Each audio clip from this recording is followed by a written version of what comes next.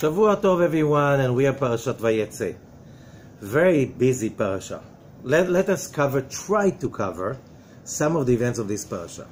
So, in the previous parasha, we read that Jacob was sent to Haran in Turkey of today, Kurdish Turkey of today, for two reasons. One, to run away from his brother who wants to kill him. Two, to get married. Okay, to get married with his cousin, the daughter, Rachel, the daughter of Lavan. Okay, Lavan was the brother of Rivka, his mother. Did you get the telenovela or soap opera, whatever you want to call it? Okay, so as we go for that was previous parasha. This parasha says, VaYetse, we are reading in Genesis 28 verse 10. VaYetse Yaakov mi Be'er Sheva vayelech Harana. And Yaakov and Jacob got out of Be'er Sheva and he went to Haran. Okay? Rashi is saying, why using this kind of a language? Because it should be Vayelech Yaakov Harana, and Yaakov walked or went to Haran. Why do we have, if he went to Haran, of course it's trivial to explain that he left Be'er Sheva, correct? Some say, but they lived in Hebron. Okay, so why did he have to leave Be'er Sheva? There's a symbol, everything has a symbol over here. Okay, Vayifga b'makom, he was going to Haran, okay, and he hit the place. What's the place? Wherever it says the place, not a place, the place, there's one place that was the place. This is the Holy of Holies, the place of the foundation stone, the place that the supernal, divine line of light coming from the endless, through all the sefirot, down to the physical world, touches the physical circle which is called planet Earth. Okay? And that's where King Solomon built the temple, and the Holy of Holies was standing there. So, and this is the same place that Abraham was binding Isaac to parashot ago. Now, Yaakov is on the way to Haran, and there are many stories about how he's planning to go to Haran. Something is messed up, and it says that he went there, he did a quantum leap. Why? He was a great Kabbalist, and he knew the powers, so he didn't have to walk, he simply teleported himself. What do I mean a quantum leap? You get out from one place, and you find yourself in another place, and you've never been in any point in the middle. Is that logical? No, but it's real. It was proven so many times by experiments that this is possible. Can our mind understand that? No. That's why when Einstein said about quantum physics that the more you study, the more stupid it looks like, Niels Bohr said, you know, you have to understand that what's logical is not real and what is real is not logical. Which means our logic has nothing to do with reality. How many times every day, every life, in a lifespan of a person, you realize that whatever you thought is reality, it's not up to date.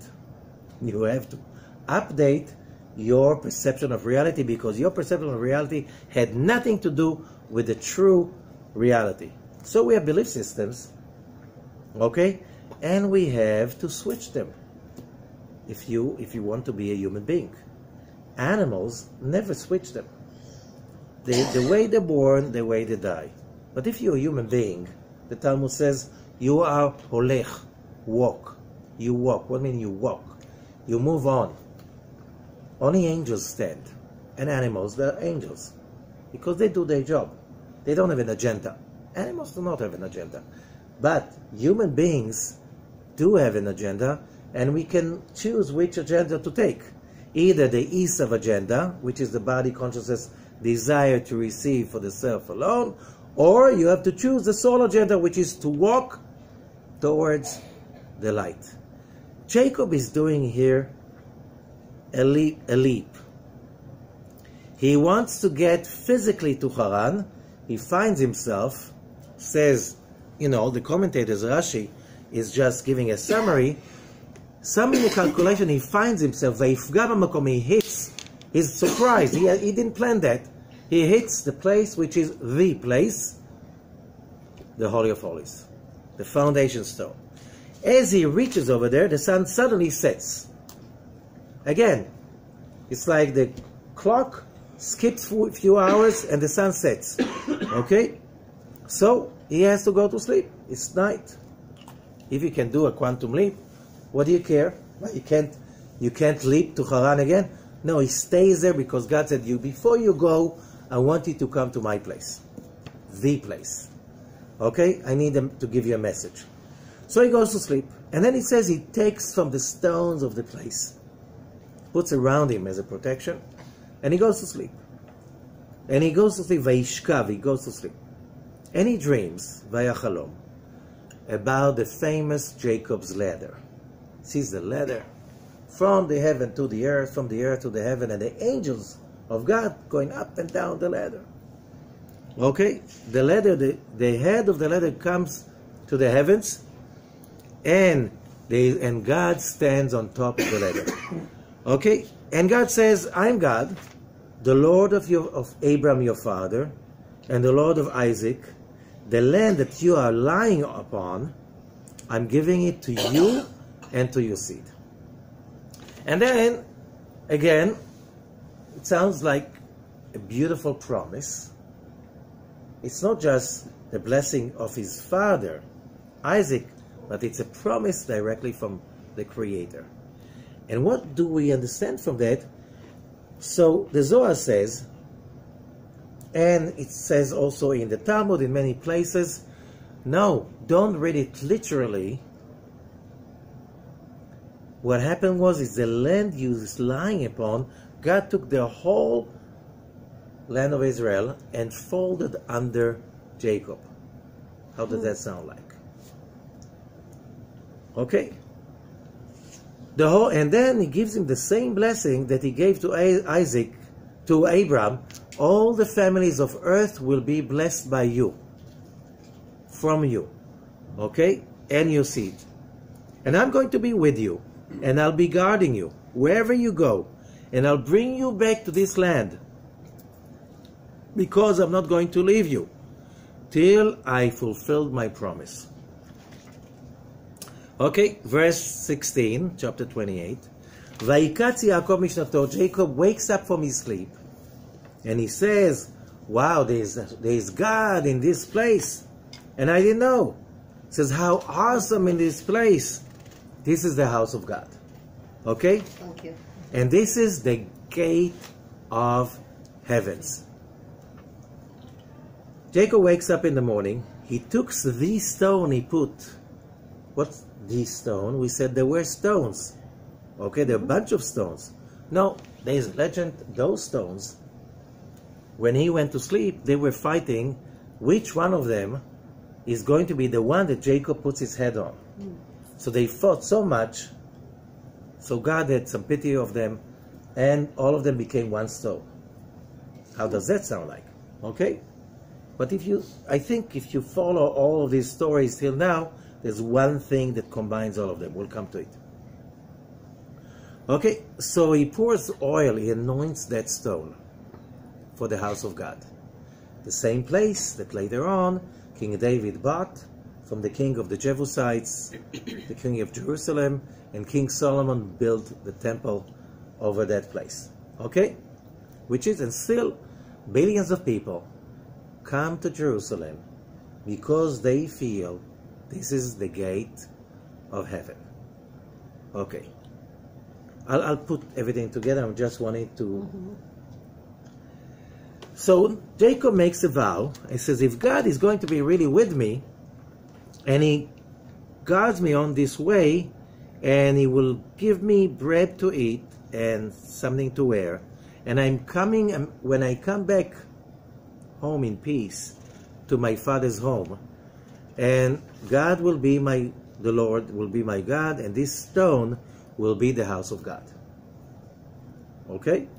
And whatever you give me, I will tithe to you.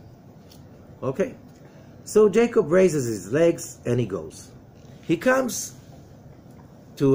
coming to Haran, and as he's approaching, As he approaching Haran, he sees there's a well in the field. There's a big stone over the well, okay?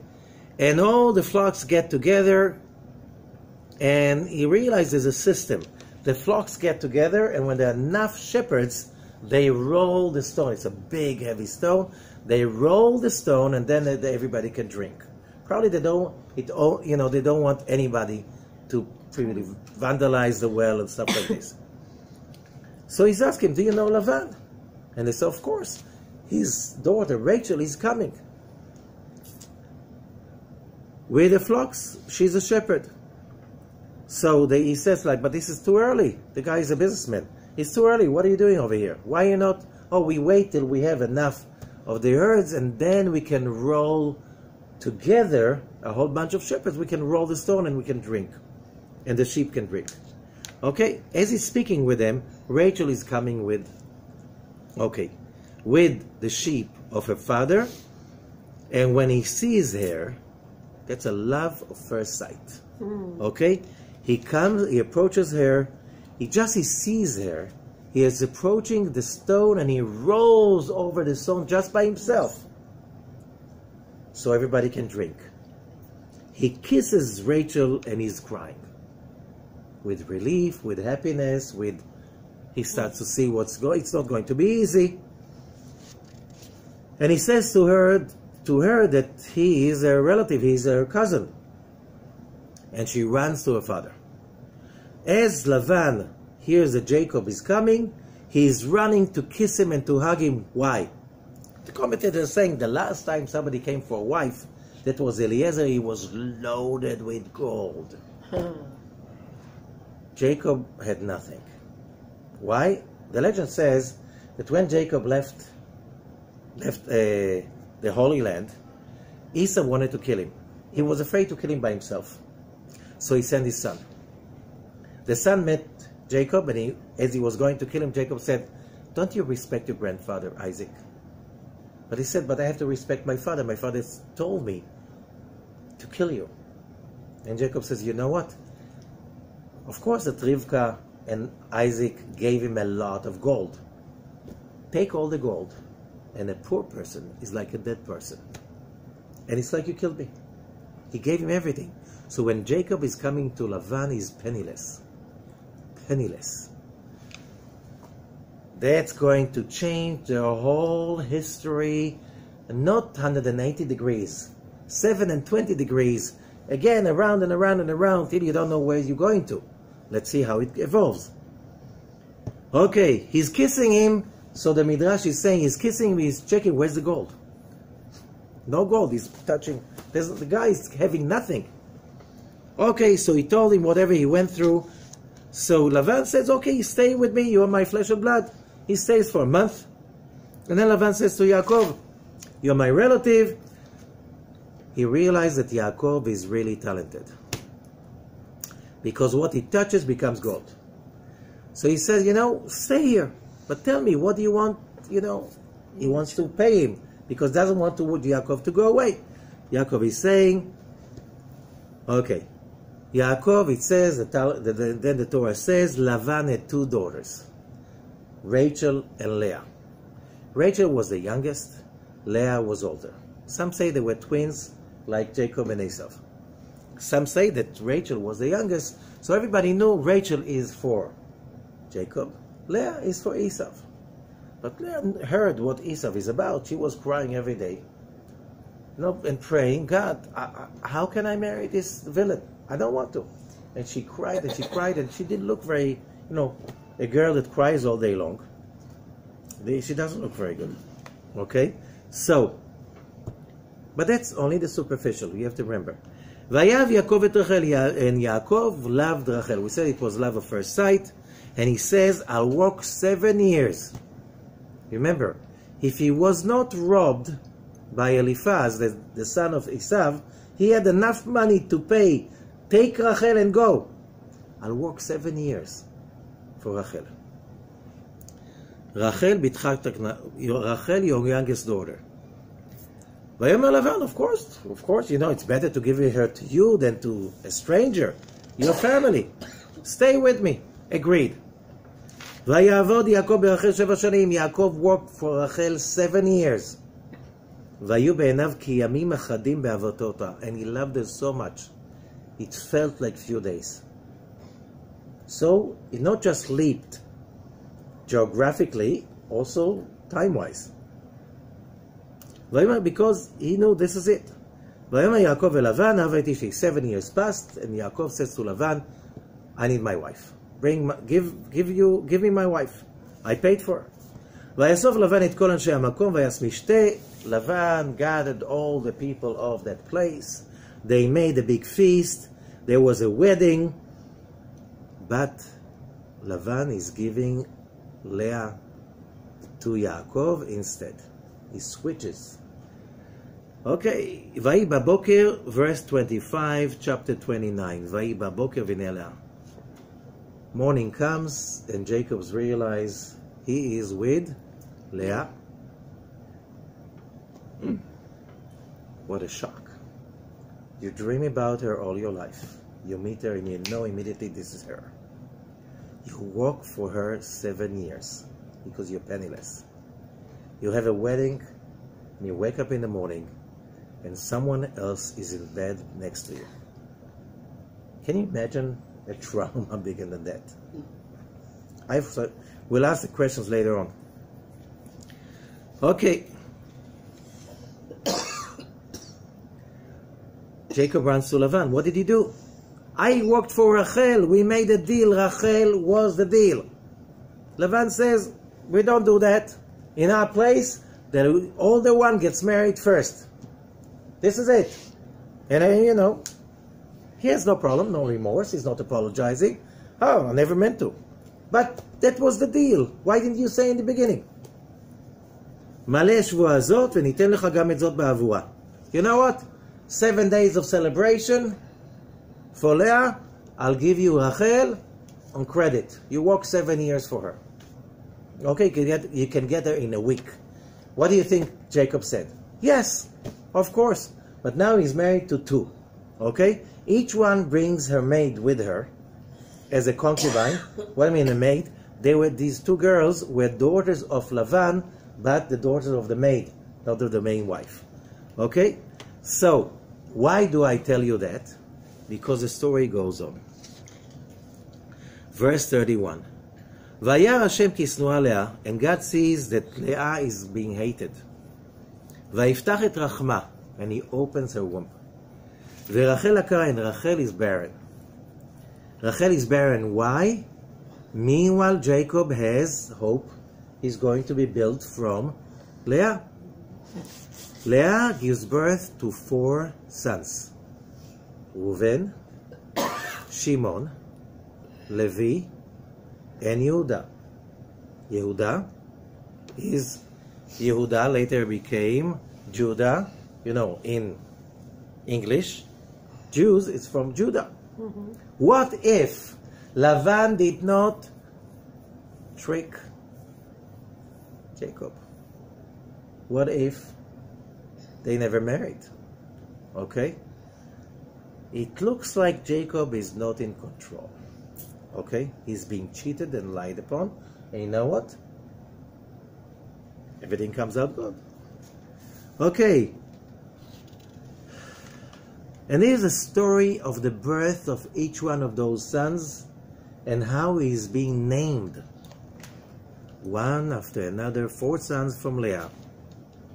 And then the story is that Rachel sees that she has no sons and her sister gave birth already to 4 sons.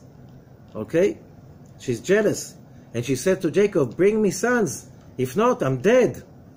Why did we get married? We have to bring his sons to the world because we have to build the 12 tribes of Israel. They knew that. All of them had levels of prophecy. So how come he didn't see that he has to marry Leah? ויחרף יעקב ברחל. So Yaakov is angry about Rachel. He says, am I God? I'm not God. Why you don't have children? I don't know. It's not, whatever comes will come the right time and the right place. So she said, you know what? Take my maid, Bilhah. And Bilhah gives birth to 2 sons, one is Dan, and the other one is Naphtali. What would we do without Dan and Naphtali? It's like, wow, what are you talking about?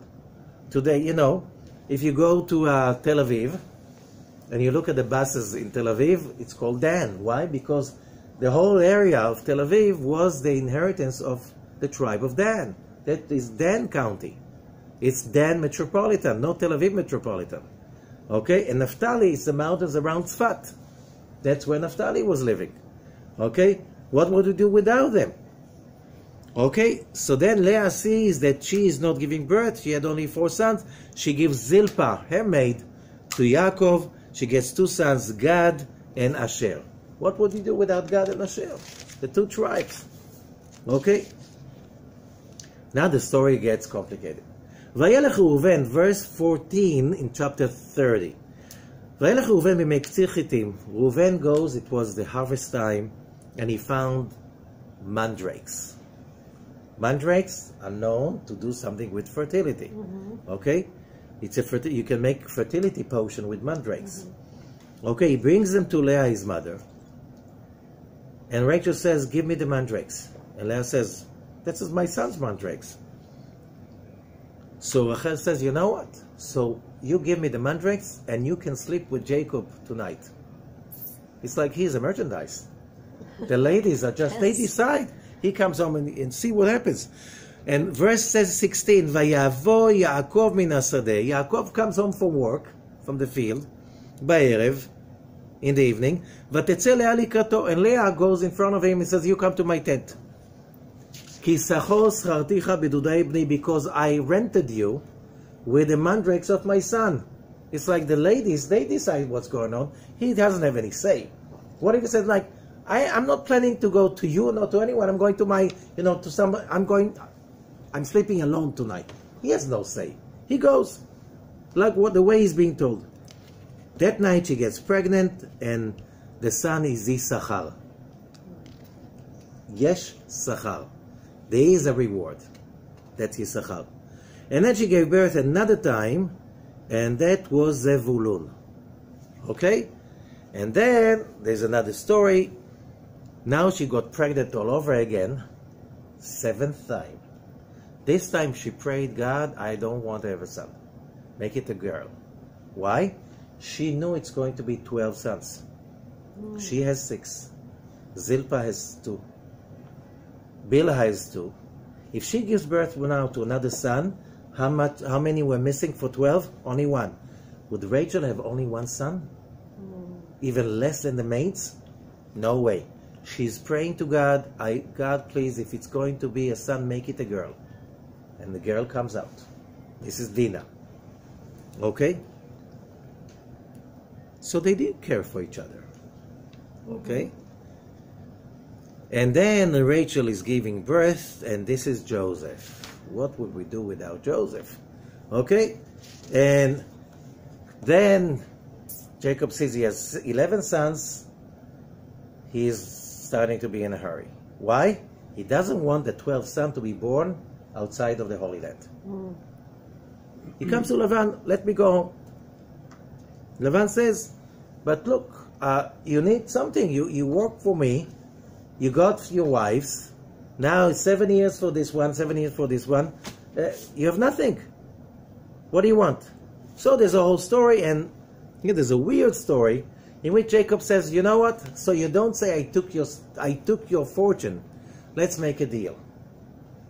You take away from the flocks all the spotted and the dotted sheep and goats, and the ones that are going to be born are spotted and dotted, which is a rarity, they will be mine. And you will never see, you never say I stole from you, because whoever was born is like, will be mine. That's a good idea. He takes away all the dotted and spotted. Okay?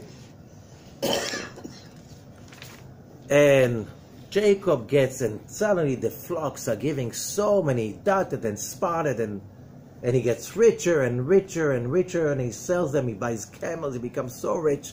And of course, the sons of Lavan, you know how it is in some of the nicest families. Oh, he's getting rich on our account, it's our money, it's our richness, whatever. When, remember, How much hungry for gold was Lavan before? He was not that rich, right? So what were we talking about? He became rich thanks to Jacob.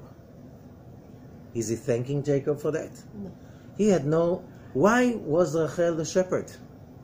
You don't stand in the Middle East, girls, to be shepherds. Only if you don't have sons. He had no sons. Only after Jacob came, Lavan was blessed to have sons. Did he say thank you? Continue. And then comes, he says, they're coming akudim, tluim, brudim, which is also, it's all codes. And after a while, the sons of Lavan are starting to talk to their father. This guy is sucking our richness, our wealth. And of course, Lavan is starting to be really nasty to Yaakov. Not that he was honest before, but now he becomes over nasty. Okay, we spoke about it last week, about the Esavs and about those guys who always take the credit, while the Jacobs are the ones who are working hard. Okay, but Jacob has enough. And again, he's not leaving. First, he calls the girls, his wives, to the field, so nobody is listening. And he says, look, your father and his sons, they are treating us terribly, and they are cheating us all the time. He cheated me, Lavan. We make a deal, he breaks it. We make a deal, he breaks the deal. He promised something, he changed the deal. 100 times already he changed the deal. And they say, yes, he treats us as foreigners. Let's leave. So think about it, the power of the women. He doesn't do anything without getting the approval of his wives. Okay? They say, okay, let's go. And they go. And they run away. Okay? And just not before, the angel of God comes to Jacob again in a dream. He says, okay, it's time to leave. It's time to leave. Get everyone and go home. Okay? I will guard you. Get out of this land. Go back to your birthplace. So, and Rachel and Leah are saying, this is it.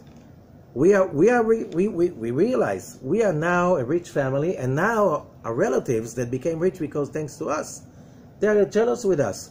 It's not our place anymore. Let's go home. So they run away in the time of the sharing of the sheep. Lavan is too busy. They run away.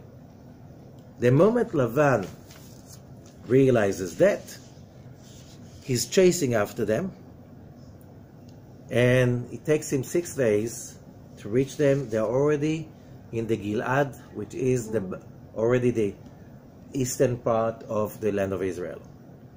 And then God comes to Lavan in the dream and says, don't you dare touch Jacob and his family. Lavan wakes up in the morning, he meets Jacob, and says, God told me not to touch you. I could have harmed you. Why should you harm your daughters? Why should you harm? It's like, that's a nasty guy. Just because you can, you're going to hurt somebody else? Well, what's the use? They are your daughters. This is your son. This is your nephew. Why should you harm them? Why should you threaten them? We don't know what was it. Maybe he wanted some more money. Okay, they make a truce. They don't pass they make a monument. They don't pass the monument. They don't, it's like ceasefire. Nobody steps on somebody else's land, whatever. Story is almost over. So, what's in it for us? The first question that I have over here. Jacob is a righteous man. Super righteous man. He's Jacob. Jacob the patriarch. He's a super righteous man. Okay. He has the power to have quantum leap and leap over from one country to another. Okay? Miracles happen around him all the time. But he's being robbed by his nephew. He's penniless. Okay? God appears to him and promises him. He sees Jacob's ladder. Who doesn't know about Jacob's ladder? Whose ladder is that? Jacob's ladder. Okay? You might think that, this guy is there. He has to go to his uncle and work the dirtiest work as a shepherd. Right? He doesn't get the VIP treatment. Oh, this is my daughter. Take my daughter, and you go, and you're like, what do you know? You're my cousin. You're my nephew. My sister's son. No, it's all business in the family. And he's being cheated again and again. He says 100 times he's being cheated by Lavan.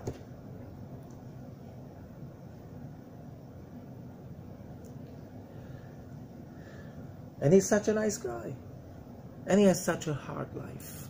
He's being cheated again and betrayed again and again and again. And his wife's, it doesn't come easy. He doesn't come easy. What are we talking about? Okay. So let us explain the story, what's in it for us.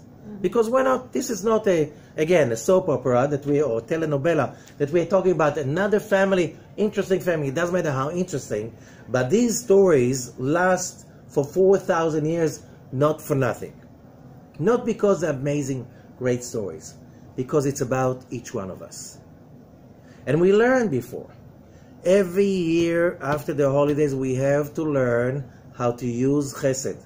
We have to relearn and reestablish in ourselves that trait of loving and kindness and chesed of Abraham. Why? You're not a human being without it. Without generosity, without caring for others, without kindness, not just to your wife. A lot of people don't have kindness to their wife. Not just to your husband. A lot of women, they don't know how to be kind to their husband. Not just to your kids. A lot of people don't know how to be kind to the kids. Even to strangers, you have to do it because you're not a human being without it. And that's not easy. So you need to download Abraham's programming in order to become a better person. Because do you think that you have enough chesed last year? Do you not need any fortification, update? Every year you have to update yourself to become better in whatever you are. And at the same time, you need to have gevura, which is judgment. And judgment means discipline. Judgment means also putting boundaries to yourself and to others. To have assertivity. To learn that this is part of our personality. It's not just about being kind. It's also about knowing you can't have values and vision, true spiritual vision, without judgment. And you have to be judgment. You have to be judgmental. When somebody comes, give me your money, you say, no, I thought about it, I'm not going to give you my money. Why not? You're judging. I'm supposed to be judged. I'm supposed to have healthy judgment. Work for this money. You want the money for what? What are you going to give me for that? No, you should give it to me because I asked, because I need. How come you're not sharing with me? Okay, there are rules. Rules are judgments. I make the money is mine. By cosmic law, if I own that money, it's my choice what to do with it. And you know what? I thought about it, I'm not giving it to you. Yeah, but it's for a great cause. Of course, it's a great cause. But I have to think about how do I judge what's right for me and right for the cause. And you know what? You have a great cause. There are thousands of great causes on earth. And I'm supposed to be, but I'm working right now for another great cause. I don't have to give to your great cause. Don't have to. Nobody can force me to do that.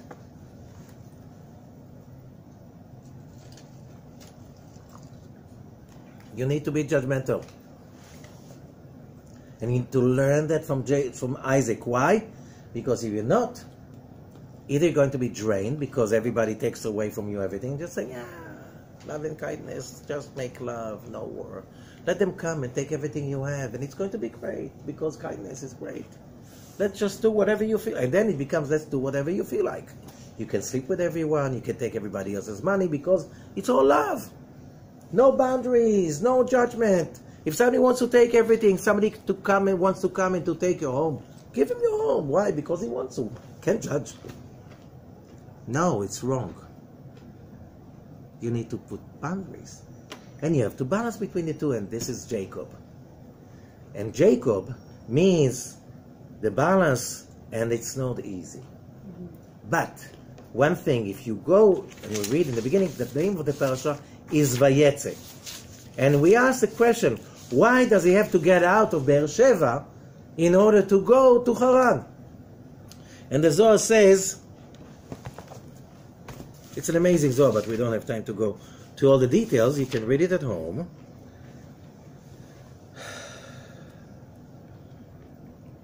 It says all of these places are frequencies. Okay? And when we're talking about Beersheba, you can look at Beersheba as Bina, the Zohar says. What is Bina? Bina is the storage, the source of life and sustenance. Okay? Didn't we say he was living in Hebron? So why from Beersheba? Because we need to understand that he has to get through the process, like all of us. And the process is that even though you think you are good, and you are very good, and you think you can rest on your laurels, you can't. You can rest on your laurels only after 120. Okay? Then you can rest on your laurels, and as long as you're alive, if you got up this morning, it means that you're supposed to have something new happening. In order to get something new happening, you have to get out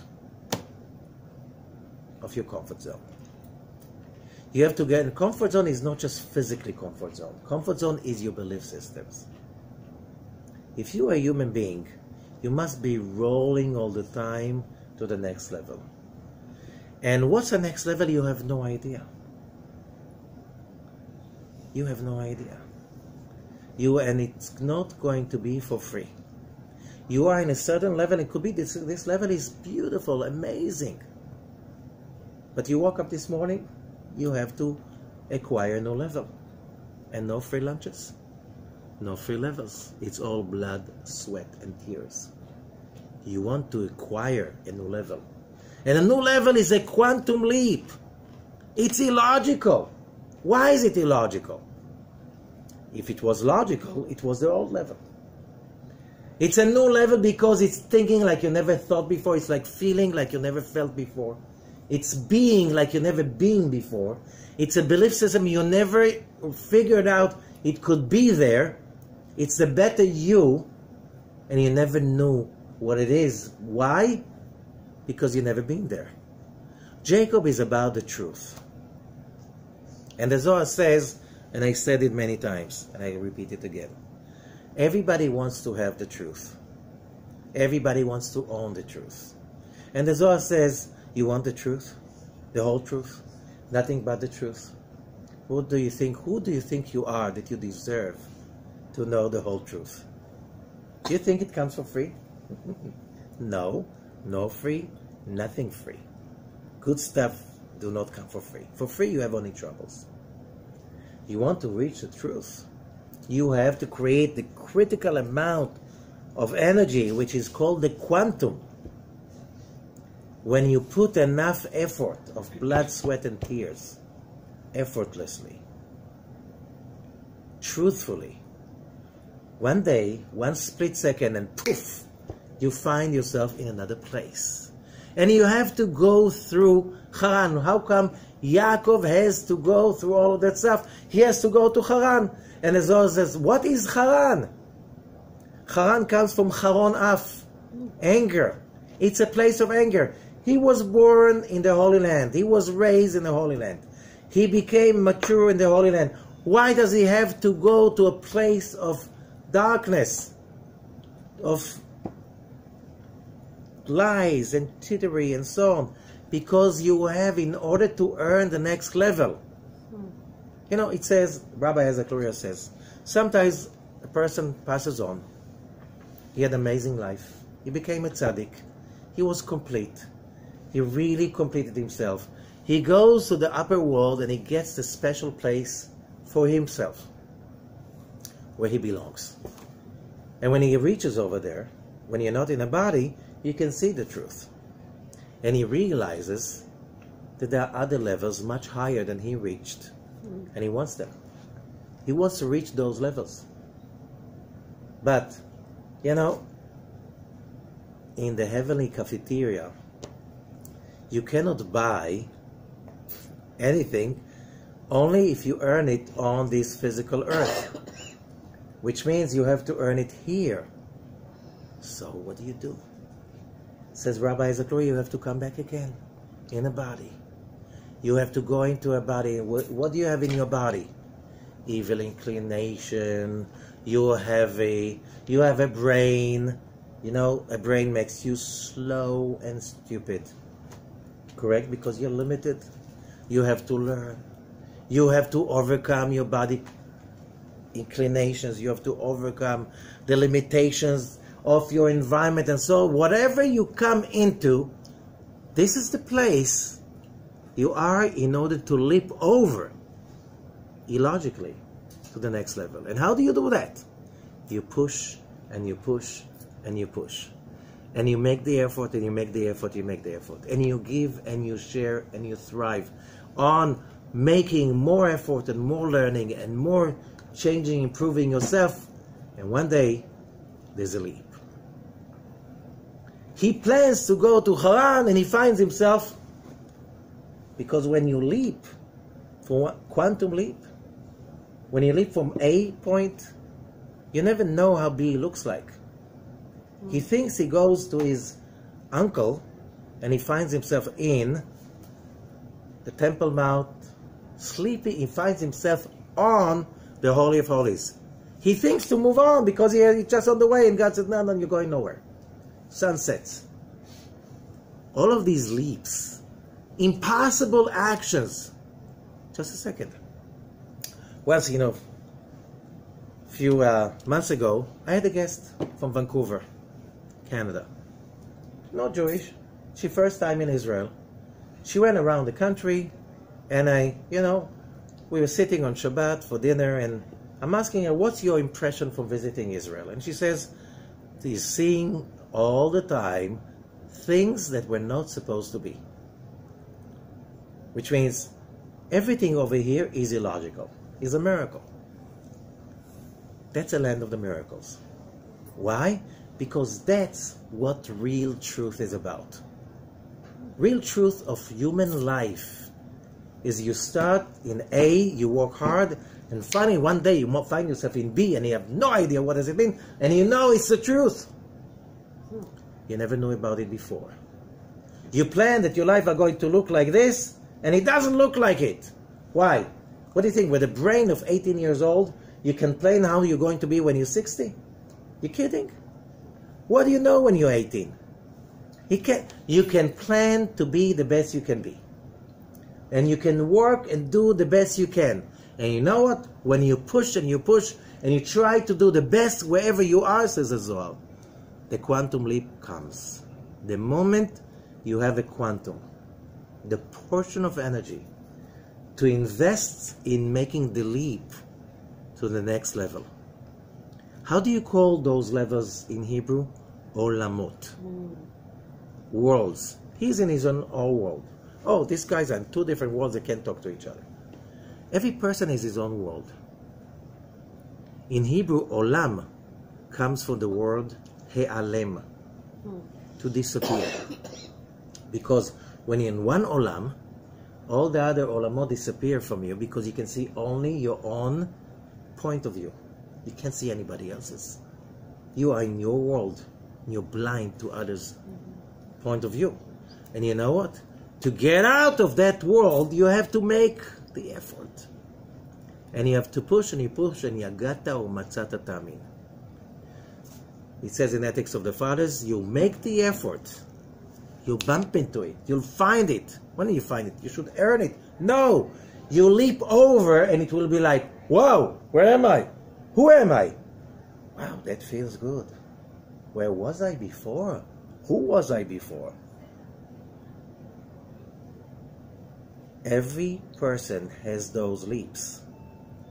And if you don't achieve those leaps, it's time, never too late. Because what are you here for?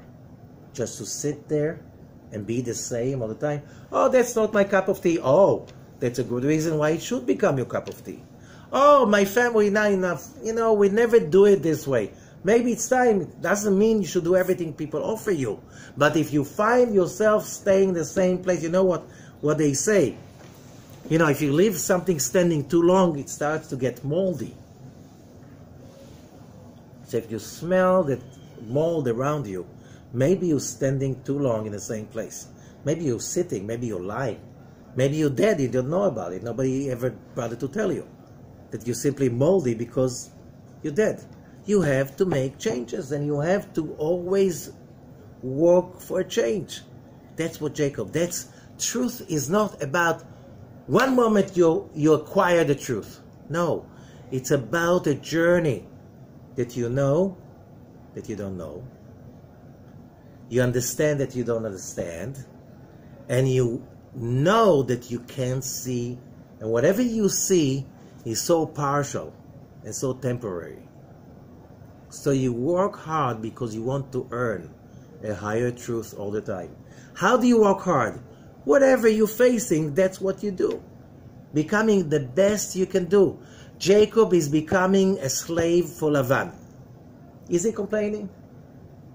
He's working hard. He makes his uncle rich. His uncle takes the credit. His uncle is changing the deal all the time, but Jacob does not leave before time comes up. And you know what? He did not plan to leave with 4 wives and 11 sons. He got them. He didn't realize that. That was Jacob. So think about each one of us. We're not Jacob, the patriarch. We are human beings. We're simple human beings of the 21st century, which is, we're not very spiritual. And whatever spiritual we have, it's mostly fake spiritual. How do we know?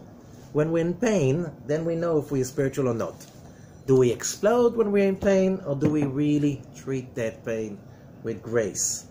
Do we really turn the pain into growth, or we start blaming and becoming pity? Okay? And Jacob knows he doesn't know. We should know we don't know. All of these miracles are because when you make the effort and you move and you know, you pay. If it's blood, you pay with blood. If it's tears, if it's sweat, whatever it takes, you just do it. And God will show you the next stage. And when you're ready, you'll find yourself in a leap to another world that will become your new world. And it's also a temporary truth. It's better than the previous one. But it will teach us that, look, here's Jacob. He's having the ladder. Jacob's ladder. He can see God standing on top of the ladder. The angels coming up and down. He finds the gate of heaven. He has that opening. And he still has to go to Haran. He still has to suffer. To work really hard. Not to complain. Blood, sweat, and tears. And then his uncle cheats him. So you can look at Lavan, says the Zohar, as a cheat and a liar, whatever. But you can see it, this is Lavan. Lavan means white. What white? White is the color of the divine light. So who gave him 4 wives? Lavan, his uncle? Or the white light? You do your best, and God will do the rest. And the rest will be nothing that you can expect for. Don't even bother to stand. You can stand for values, you can stand for a vision, you can stand for being an honest, righteous person. But standing for where you're going to be and who you're going to be with, you have no idea. You have no idea. Don't mess it up. A lot of people, they're looking for a soulmate. But they already made their opinion who's going to be their soulmate. Look, Jacob thought it's going to be Rachel. He got Rachel, Leah, Bilhah, and Zilpah. More than he bargained for.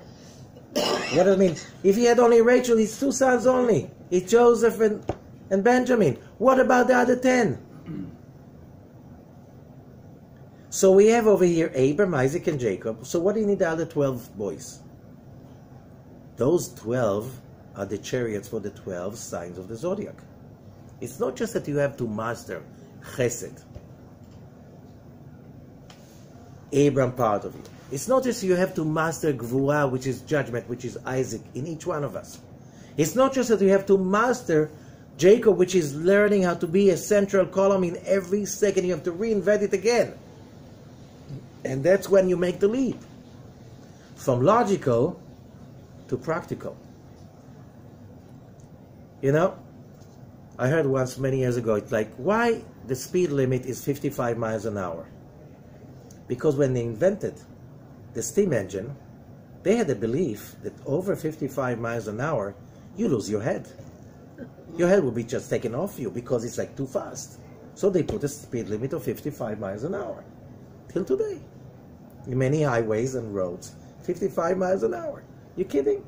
Just because somebody had, get out, move out. Oh, so they started to change it. There are many stories like this. Being stuck in something irrelevant of the past, and you're still following something that is totally irrelevant, even stupid. Okay? We all have to check that all the time. But logically, it's impossible for the hunchback to see his, right? We all have those, we're carrying with us so much stuff that are so irrelevant, and only with striving and working hard, finding the truth, we come to that moment that we make that leap, VaYetse Yaakov. With all of this personal energy, and we find ourselves in a place in which our belief system goes through a shift. And we're in a better place. Would be the last stop? No. God forbid. Another one. We have to remember that. We have to master right, left, and center, chesed, gvura, and tiferet. We have to master also, we have inside of us 12 signs of the zodiac, which are also an outcome. Because why 12? Okay, we have the 4 letters of the name of God, the tetragrammaton, which stand for the 4 elements: fire, water, air, and earth. Each one of them is divided into 3, right, left, and center, and you have 12. That's why the year has 12 signs of the zodiac, which are 4 seasons, 4 elements. Each one of them is divided by 3, right, left, and center. If you understand that, you can understand why Reuben is Aries. You know, there's a stone for Aries. How is it called? Ruby. Reuben. That's a ruby. It's red. Because it's all about red. Fights, war, blood. Fighting, achieving, whatever. But it's the first sign. It's chesed of the 3 signs of the spring. So people of Aries, yes, they love blood, they love risk, whatever, but they are good people. Ask them for something, they'll be there for you. Because it's chesed of the fire.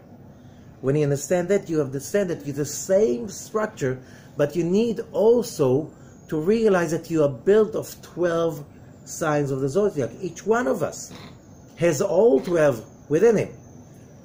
We are different because we have different, it's like a kaleidoscope.